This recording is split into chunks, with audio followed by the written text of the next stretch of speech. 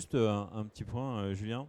Moi, ce qui m'a marqué, c'est quand on a commencé à échanger avec vous, vous avez une vision très claire sur tous les cas d'usage du pricing. Quels sont ceux qui étaient faits en interne, quels sont qui pouvaient être faits en externe. Vous aviez déjà une vision d'architecture, un peu d'outils très clair. Oui, alors là-dessus, il y a pas mal de choses où on a j'allais dire des croyances internes.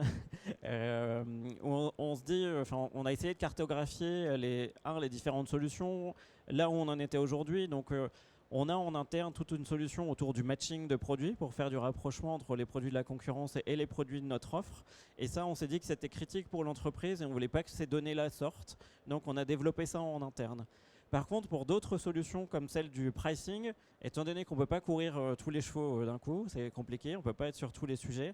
Et c'est là où on s'est dit on va s'appuyer sur une solution externe qui va nous apporter cette maturité, qui va nous apporter aussi un regard différent, un regard marché. Donc je fais du spoil un peu pour la suite, néanmoins c'est la réalité.